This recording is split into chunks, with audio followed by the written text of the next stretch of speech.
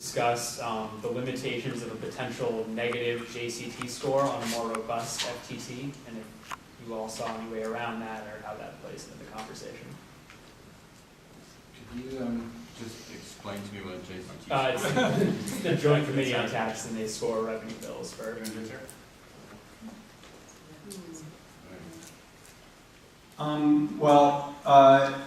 I'll just say that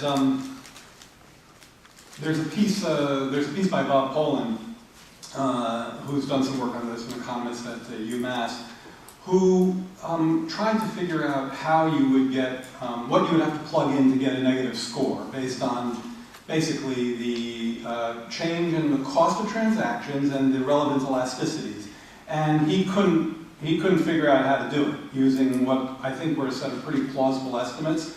So I would be pretty surprised to see a coherent negative score based on what we know about those parameters. And given that the discussion is around a 3 basis point FTT that's been scored to raise $350 billion over 10, I just don't know that that's probably pretty low on the list of things I worry about. If I understand this right, this is what we were talking about yesterday. Is that right, Sarah? This JCT score? Yeah. And it was. So, do we know the methodology by which they came up with that particular result? Because I mean, look, we've got a 0.5%, 0.5, not 3 basis points, 0.5% tax in the UK that raises $5 billion a year. And that we can empirically prove. So I'm not sure how the calculation that they've made that you're not going to get income from 3 basis points has been made. Yeah, just to stress the machinations that we're all alluding to without being, with being a little opaque here, is that at some point you would discourage so much trading that you could actually lose revenue on an FTT, I guess. But again, it seems. Did you want to suggest? I mean, from what we've been hearing, the concern would be that a more robust tax than the 3 basis point would result in the negative scoring. Right. So the idea is that at that point, the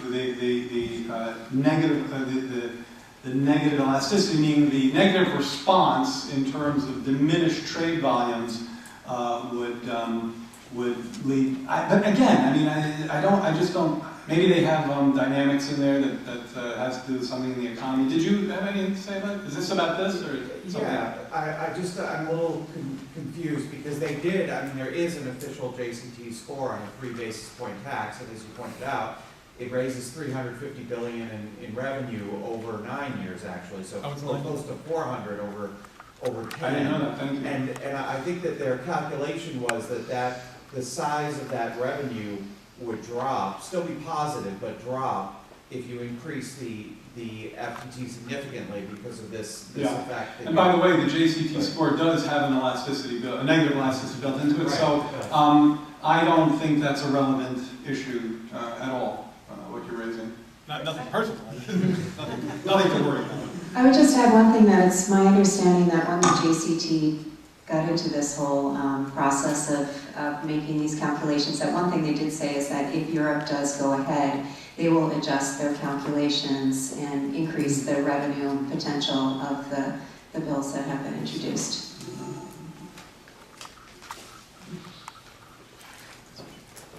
Right. Can you talk about the countries that have FTT overseas and how they spend their revenue? The issues that you've raised with Jubilee are very important, but how do you make the connection between raising revenue and then what it gets spent on or invested in?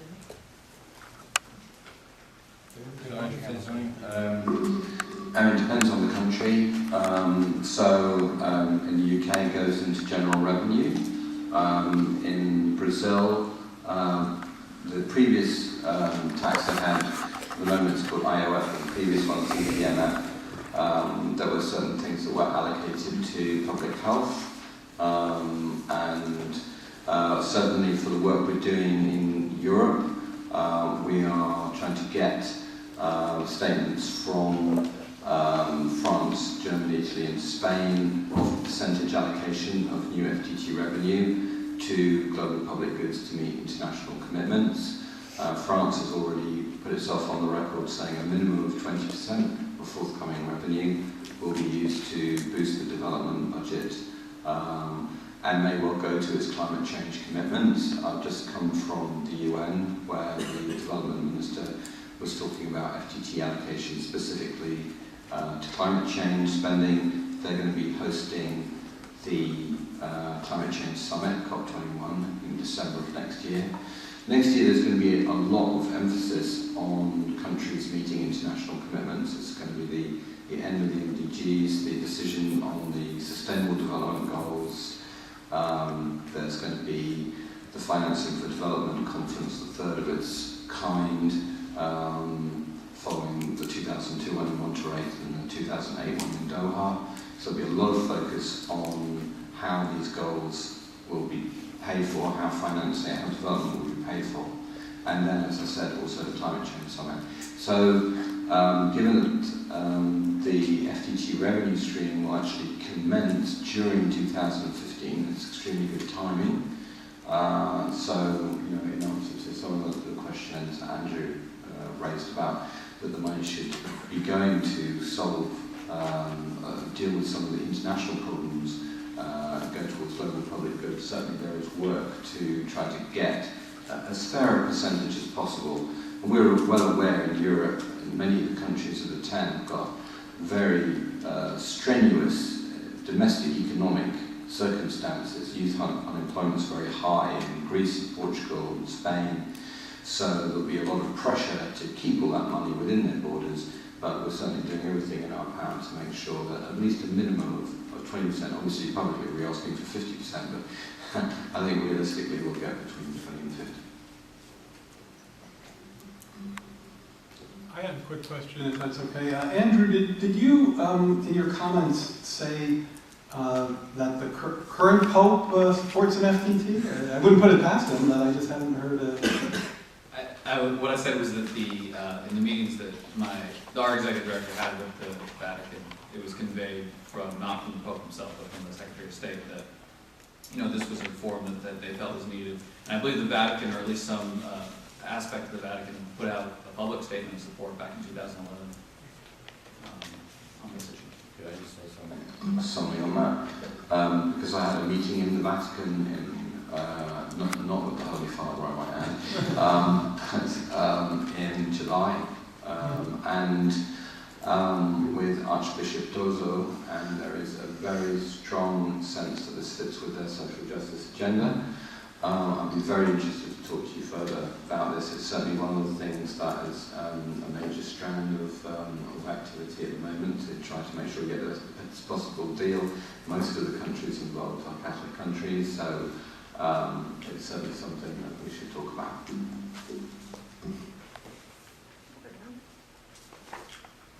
You're gonna cut yourself off. I was going to ask the same exact question. All right, we've covered the Pope. Anything else? Go ahead, last I have question. a quick question. Sorry, I came in a little late, so I apologize if you've already covered this, but I was wondering if I could just lay out again, somewhat succinctly, the best steps of moving forward. Like ideally, if this were to move forward, how would that happen, and then how members can support that effort? Perfect final question. We could have multiple answers to that question. Well, I did mention that there is a table out on the desk there of the different bills that have been supported, and in my opinion, all of the work on those bills has been helpful in moving this into the center of the debate. So I think work to get more co-sponsors would be really helpful, and I think that we should also be thinking about how can we raise this issue more broadly in the context of the election campaigns, not just this year, but in 2016. We didn't talk much about polling here, but there have been a number of polls that show that consistently, even though people know so little about this issue, that about 2/3 of Americans are very supportive. So I think there's just tremendous potential out there for building a strong base of support that can elevate this issue to really the highest levels. The only thing I would add is, and this is less directly relevant to your question about, say, members on the ground right now, is that I think it would be really worth working very hard on to try to get whoever's running for, this is obvious, but now's the time to start, whoever's running for president in 2016 to have this as part of their platform. And it's not 100% obvious to me that it's an obvious partisan issue. There are people on both sides of the aisle who are justifiably angry at the way financial market volatility has hurt them and how they get to recover while markets haven't. I would just add that I think there's a real opportunity here for members of Congress to be talking about this, because if you think about the polling that Sarah mentioned, what we're seeing from the American people is that people continue to be angry at Wall Street. They continue to look for ways that Wall Street can compensate the general population for what was lost during the financial crisis. And I think it's very helpful to continue to point to real policy prescriptions that can remedy the damage that people are feeling and that make voters feel like Congress is in tune with their feelings, that they understand the need for further investment in the economy, and they know that the place to get it is not from working people's pocketbooks, but from the people who've got all the money. I just say from the European perspective, with the progress that is going on with the 10 countries that are doing it, it's clear that policy space is opening up in this area, that this is something that is logical to do post a financial crisis, and that, coming back to what Jared said, that Germany, France, Italy and Spain going forward, and in fact coming up to where the UK is, because the UK has already got a shares tax, is really something that can give a great deal of policy and communications cover to moving forward in other territories such as here.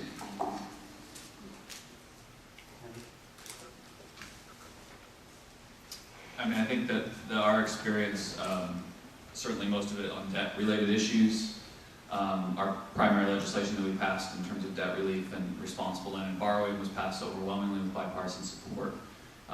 We don't feel like this issue, has any. There's no reason to speak differently, and we feel confident that we, at least in our community and the way that we address this issue, we address it in a way that I think speaks to people from various political backgrounds. So I would say in terms of next steps and sort of the bigger future, to return to a theme that Sarah was laying out in her opening comments, is that we are going to win this. It's too good an idea, there's too much money, and it's too much focused on the right target not to win. And the barrier is just overcoming the sort of the first level resistance. It's not the technical arguments, which aren't serious. It's overcoming the Wall Street power, the Wall Street deference, and the idea that you can't take them on. So what we need, and once we do that, I think we're going to have a critical mass that's going to happen really fast. So for members of Congress, people who have a platform, to speak about it constantly, because it's a great issue. Any member of Congress who speaks about this is going to, whatever your metric is, you want more votes, you want more Twitter followers, right? You want more Facebook fans, right? You want more attention in New York Times, you're going to get it. Because this is a winning issue, and people are going to get really excited about it. And apart from the benefit to your member, you're actually going to advance this thing in a really good way, because I think as more and more people hear this thing, it is such a common sense idea that it's going to really catch fire. And how's the money going to be allocated? Who knows? That's the next political process. But there is a sense in which, and there's no real free money, but there's a degree to which this kind of is free money. It's not taken from the income, right, from the general income tax stream. It's not really taking corporate taxes. It's this whole separate designated thing. And then so there's a lot of money that's available to allocate for all kinds. Like there's an unlimited number of things we should be doing with this money.